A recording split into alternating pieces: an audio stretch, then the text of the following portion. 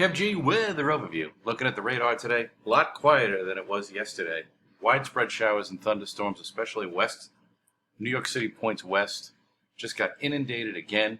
Lots of rain, lots of lightning and thunder, flooding around. A lot quieter today. And that'll be the theme going into today. Now that's a forecast folly because the more widespread activity was supposed to be today. And the models just have not been doing a good job as far as the overall weather, day-to-day weather is concerned. I mean, take yesterday, for example, where the storm started to fire up around 1, 2 o'clock in the afternoon. And some places were in and out of rain all day long. So, yes, the models have had a heck of a time.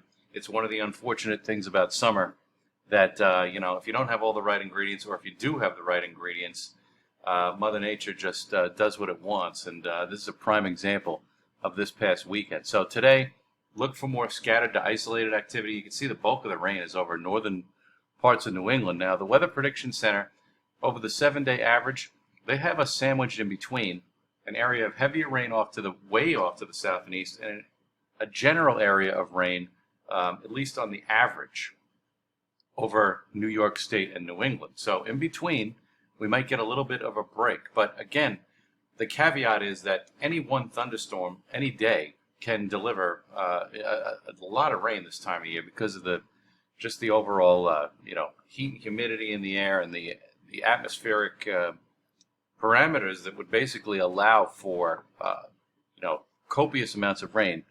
But I guess the Weather Prediction Center here is saying that it's going to be more of a situation further north than what we've been dealing with. Now, I like to look at the dew points.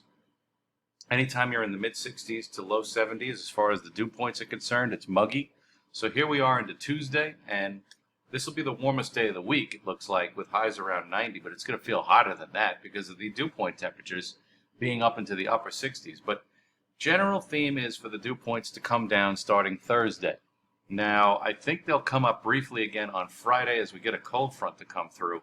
But you notice by next weekend, the dew point temperatures are in the upper 50s to around 60, which would be quite lovely if we can get that to verify. And I think we will. I'll show you why in just a second. But I think the general theme is that we'll have less heat and less rain this week, more scattered thunderstorms about, less widespread activity. I think Wednesday and Friday are your days where you could see the most in the way of actual rain as far as the overall coverage is concerned.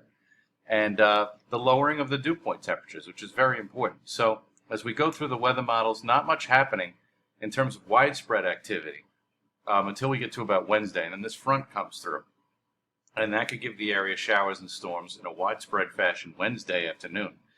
And then Thursday we get a break, and then we wait for the next front to come through on Friday. So all these weather systems moving through so fast, it's not going to allow heat and humidity to build up for a long period of time and just kind of fester.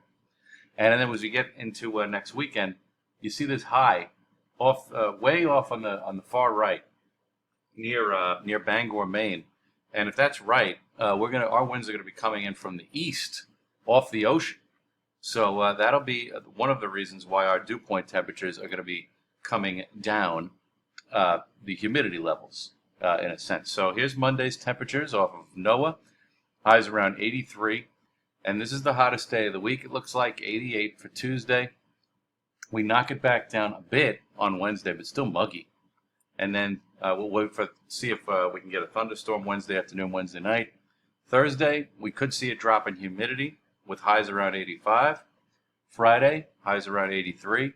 And then Saturday, much of the same with highs around 83. Again, watch out for a thunderstorm on Friday as well.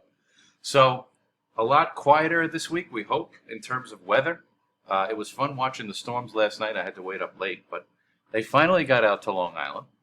And we do need a respite, though, from the torrential rains that we've had this past couple of weeks. So we'll see if we can get a little bit of a respite from that. But overall, not a bad weather picture this week, and especially towards the end of the week with the humidity coming down.